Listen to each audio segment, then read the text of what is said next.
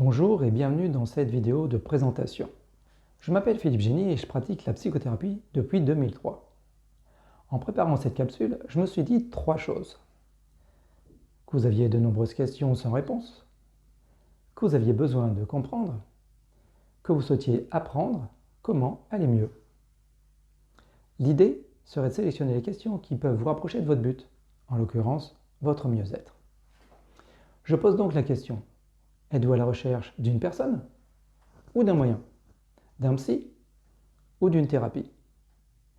Ou le but serait de vivre une sorte de métamorphose et passer de chenille à papillon.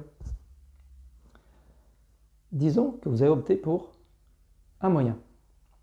La solution pourrait être de suivre une thérapie, mais pendant combien de temps? Et puis, il y a l'option de consulter un médecin ou un spécialiste de la santé mentale, mais l'idée de prendre des médicaments vous dérange.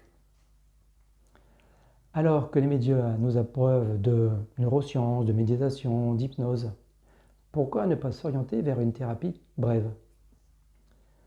Connaissez-vous l'origine du terme placebo? Il est traduit du latin « je plairai ». Le médicament fait plaisir et rassure. La pilule nourrit la foi. Or donc, un panoramix habiterait-il notre cerveau?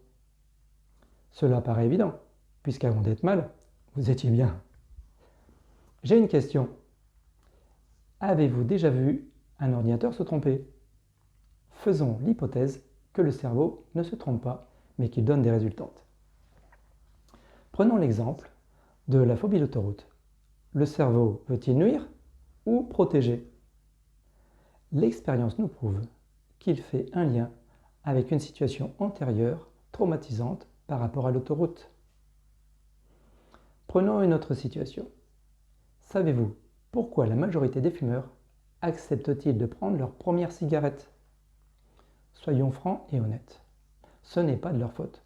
Et je vous explique au travers d'une métaphore très simple. D'un côté, vous voyez un mouton, il est isolé de son troupeau. De l'autre, un troupeau en train de paître paisiblement. Et entre les deux, le loup. D'après vous, où se trouve la meilleure chance de survie? Depuis la nuit des temps, la survie est plus facile dans la masse que dans l'isolement. En thérapie, il faut aussi savoir que l'information peut se transmettre depuis des générations. Pour le comportement initial de fumer, la logique inconsciente de survie dans la nature a primé sur la logique consciente. À l'instant T, il valait mieux appartenir à un clan ou éviter de se faire rejeter.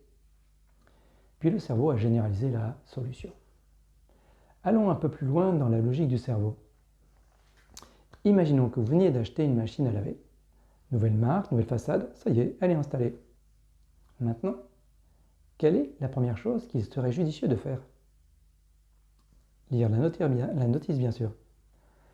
Quelqu'un vous a-t-il déjà donné la notice de comment parler à votre cerveau? Parallèlement, souvenez-vous, quelles étaient les matières scolaires où vous aviez les meilleures notes? Celles que vous aimiez le plus, n'est-ce pas? Le cerveau aime jouer. Et les émotions boostent notre capacité d'apprentissage. Alors faisons un jeu. Si je vous dis, ne pensez surtout pas à la pomme. Que s'est-il passé? L'image de la pomme vous a traversé l'esprit, quelle qu'elle soit. Mais pourquoi donc, me direz-vous? Eh bien, c'est la résultante de plusieurs millions d'années d'adaptation dans l'environnement. Notre cerveau fait des liens. C'est un ordinateur neuronal.